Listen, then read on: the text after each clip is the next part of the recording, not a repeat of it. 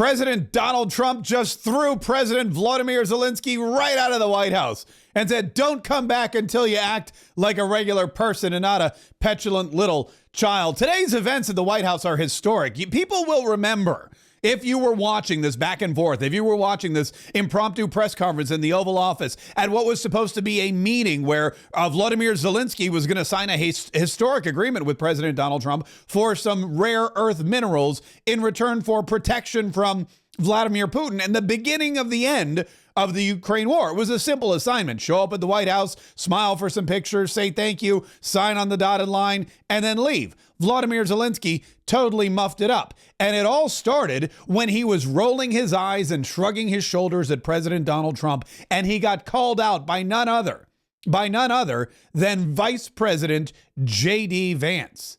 I'm talking about the kind of diplomacy that's going to end the destruction of your country. Yes, but if you are not strong... Mr. President, with respect, I think it's disrespectful for you to come into the Oval Office and try to litigate this in front of the American media. Right now, you guys are going around and forcing conscripts to the front lines because you have manpower problems. You should be thanking the President for trying to bring an end to this conflict. Have you ever been to Ukraine that you say what problems we have?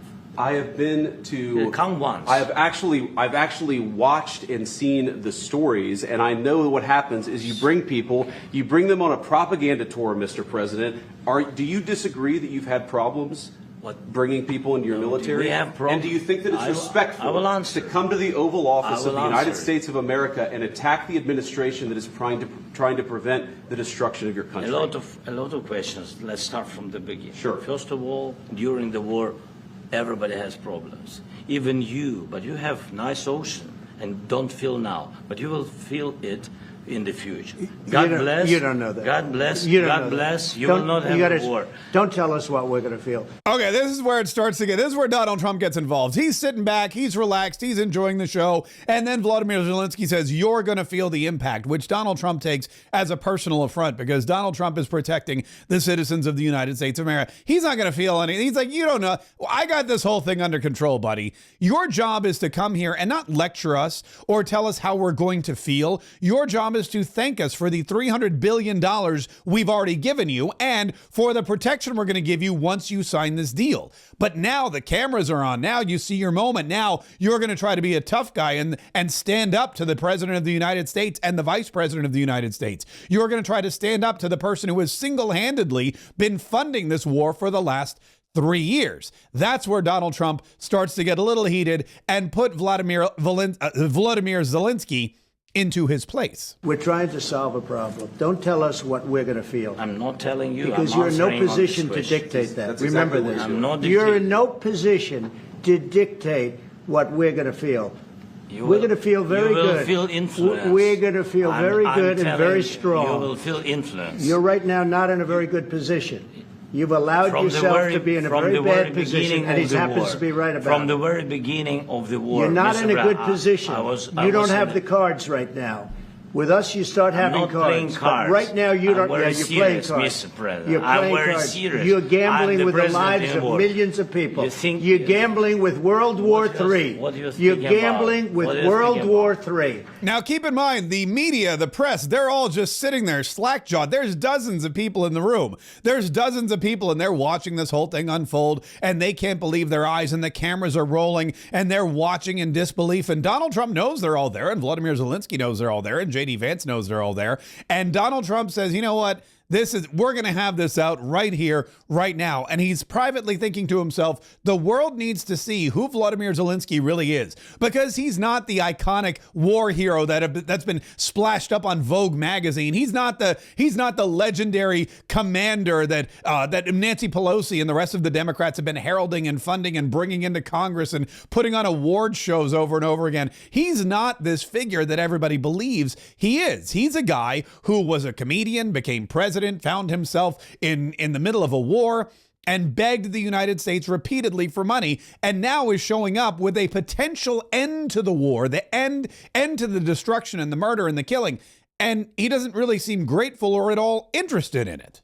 And what you're doing is very disrespectful to the country, this country. It's with all respect to you. Far more than a lot of people said they should have. Have you said thank you once? A lot of times. No, in this even entire today, meeting, you said thank even you. Today. You went to Pennsylvania and campaigned for the opposition in October. Offer some words of appreciation for the United States of America and the president who's trying to save your country. By the way, that's totally true. He did. He went last year. He went to Pennsylvania. Remember he visited the bomb factory and he signed the bomb, which was probably not that good an idea in hindsight. He met with Josh Shapiro and Bob Casey, who lost, and he campaigned for Kamala Harris and tampon Tim Walz, again, who lost the election. And now he's back here hat in hand and he's begging. He's just begging. He's begging for Donald Trump's support. Well, after that, Donald Trump was not very happy with Vladimir Zelensky. They were supposed to go into the Oval Office. There was supposed to be a big ceremony where they signed this historic deal. I imagine Donald Trump had some pens ready and some little desks ready. There was lunch prepared, and lunch was canceled. It was given to the White House staffers instead, so they probably had a good day. The signing of the agreement was canceled. The joint press conference afterward was canceled. And Vladimir Zelensky was basically invited to leave, aka thrown out of the White House by President Donald Trump, who took to Truth Social and wrote, "We had a very meaningful meeting in the White House today. Much was learned that could never be understood without conversation under such fire and pressure. It's amazing what comes out through emotion, and I have determined that President Zelensky is not ready for peace if America is involved, because he feels our involvement gives him a big advantage in negotiations. I don't want advantage, I want peace. He disrespected the United States of America in its cherished Oval Office. He can come back when he's ready for peace." Now, after that, Donald Trump was basically like, you got to go. And Marco Rubio, the Secretary of State, and Mike Waltz, the National Security Advisor, were like, hey, it's time to leave.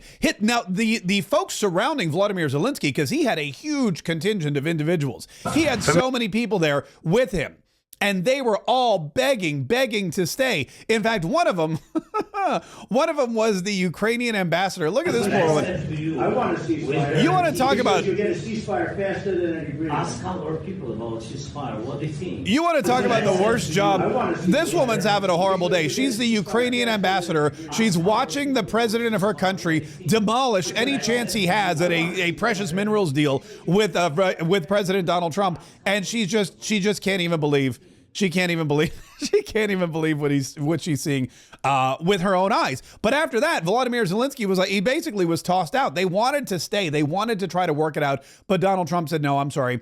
You have to go. And within minutes, the scene had changed to one of Vladimir Zelensky and his entire entourage, which was hefty, leaving the building. This is really pretty incredible. We see the Jackie, SUV, hang on with us Zelensky's one moment. SUV. If you look to your left, you're going to see him. Let's watch. Mr. President, is the deal off? President Zelensky, can you tell us what happened?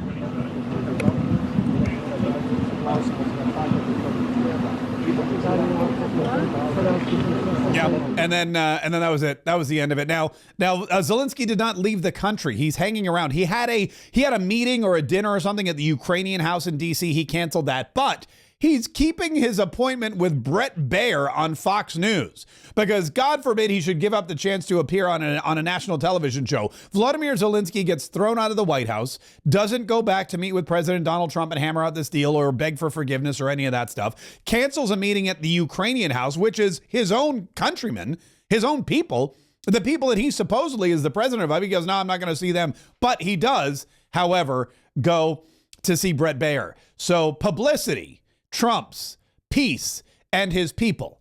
That's the message that Vladimir Zelensky is sending. Also, there was a little bit of a hubbub about what Vladimir Zelensky was wearing when he showed up at the White House. Donald Trump made a playful barb. This was before all of the fireworks. Donald Trump made a playful barb about how he was all dressed up. Yes, I had pretty close. How are you? Pretty sure. He's all dressed up today. Yeah, that was slightly patronizing, but totally playful. But Brian Glenn, who works for OANN, I think, yeah, Brian Glenn was on site in the Oval Office, and he had a much more pointed question for Vladimir Zelensky and his outfit. Second question. My second question for President Zelensky. No. Why don't you wear a suit? Why don't you wear a suit? You're at the highest level in this country's office and you refuse to wear a suit, just want to see if you do you own a suit? Yeah, you have problems. A lot of Americans have problems with you not Really? respecting I don't the have dignity of this such. office. I will wear costume after this war will finish. Okay. Yes, maybe one. Maybe something like this? Yours. Yes, sir. Yes. That'd be great. Maybe something better. I don't know. We will see. Maybe something cheaper than. Yeah. Thank you. Thank you for. By the way, I'd like to point out how uncomfortable Marco Rubio is in this whole situation. Donald Trump's having a good time. J.D. Vance is having a good time. Mike Waltz is right there next to Brian Glenn having a great time. But Marco Rubio is sitting on the couch, very somber, shoulders shrugged. He's not in a power position. Marco Rubio is not enjoying this at all. However, you know, you're the Secretary of State of the United States. You're the highest ranking state official and diplomat. I guess when things go south, it's not going to really necessarily be your cup of tea. Ironically, Donald Trump defended President Zelensky. I do like your clothing, though. Yeah, really? Even though I think he's a great guy, by the way. I don't know if you two like each other, but you know what? I think he's dressed. I think he's dressed I like beautifully. this guy. I don't know I think him. he's dressed beautifully. So. Yeah, I don't think he's dressed to be. That's not. Listen, here's the problem. Vladimir Zelensky is leading a nation at war. He has one ally, the United States of America. The United States of America is the only country in the world. There's 192 countries in this world. Ukraine is one, Russia is the other. That leaves 190 countries. And of that 190 countries left in the world, one country gave him $300 billion. One country did not say you need to pay any of it back. One country has been there for him since day one. And that one country is the country that he disrespected in the Oval Office, in front of the vice president and the president and the television cameras. So when Donald Trump said, you can leave and come back when you're ready for peace, that pretty much should spell the end of Vladimir Zelensky. If I were in Ukraine, I'd be upset that my president during a time of war just went over the ocean to go and insult the only ally who was funding our war efforts against a very large and very aggressive nation. We'll see if Vladimir Zelensky or any of his country can survive. If you enjoyed any part of this video, do me a favor. Like, subscribe, hit the notification so that you're notified every single time we post new content. It happens constantly. Like, subscribe, hit those notifications right now.